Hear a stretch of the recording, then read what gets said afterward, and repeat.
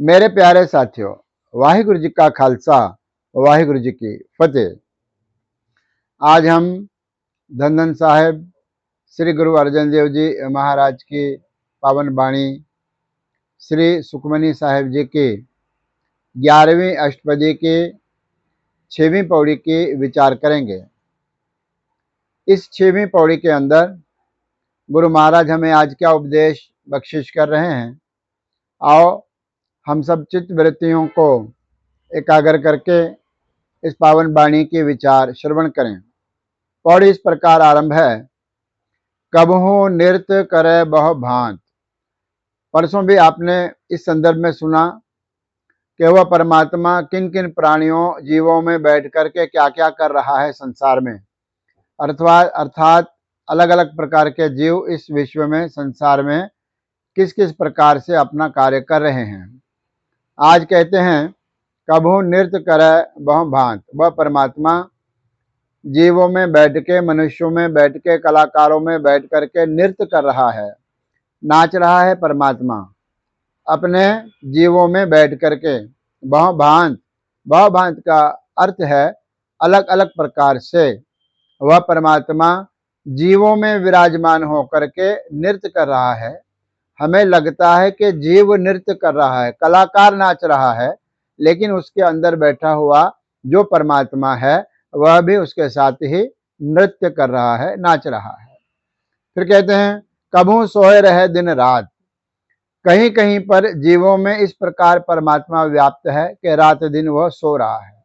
कई जीव रात दिन केवल सोते हैं, सोने में ही अपना जो समय है वह व्यर्थ में गमा देते हैं, रात दिन सोते ही रहते हैं। फिर कहते हैं कबहू महाक्रोध विकराल। कहीं कहीं पर परमात्मा का ऐसा स्वरूप है, वह जीवों में ऐसा बैठा है, महाक्रोध, बहुत क्रोधी होकर के वह विचर रहा है जीव। विकराल का अर्थ है बहुत भयानक। क्रोध में जब व्यक्ति आता है तो चेहरा उसका भयानक हो जाता है। गुरु महाराज कह रहे हैं कि वह जीवों में बैठ करके वो जीव बहुत क्रोधवान हो रहे हैं और विकराल भयानक हो रहे हैं। कहीं पर इस प्रकार का दृश्य हमें नजर आता है।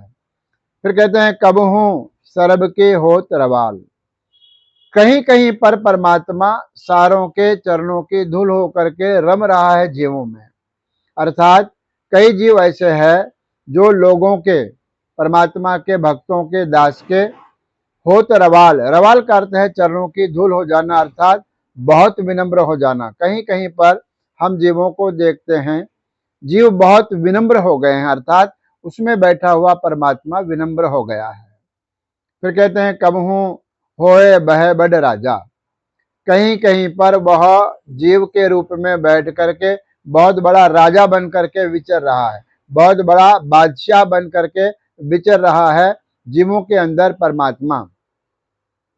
कबहू भेखारी नीच का साजा।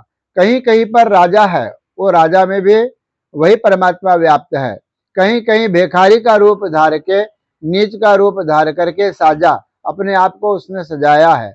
अर्थात कहीं कहीं पर परमात्मा भिखारी के भेष में फिर रहा है और कहीं कहीं परमात्मा राजा के, बादशाह के भेष में फिर रहा है।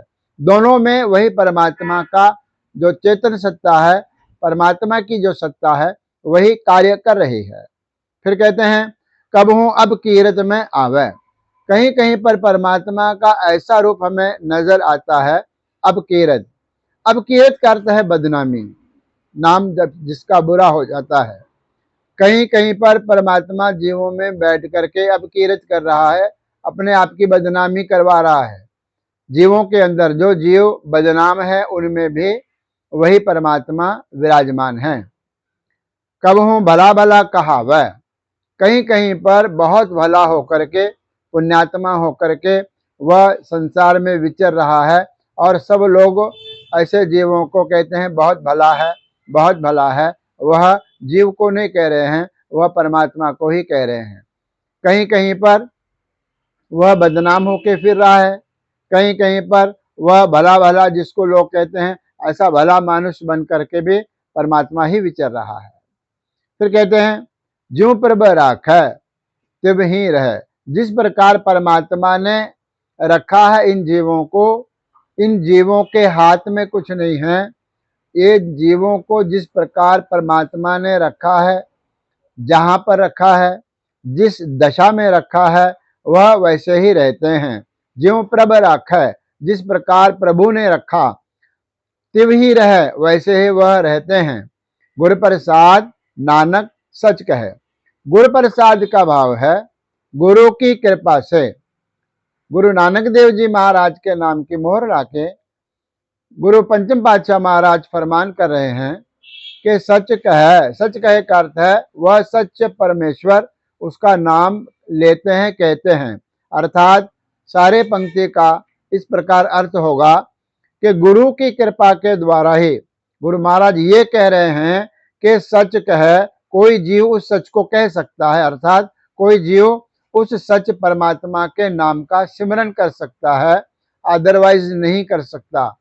जिस पर प्रभु की कृपा है, जिसके ऊपर गुरु की कृपा है, ऐसा जीव ही उस प्रभु परमात्मा के नाम का जाप कर सकता है, सिमरन कर सकता है।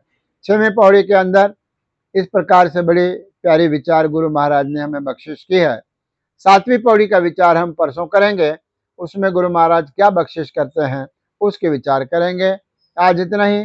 धन्यवाद।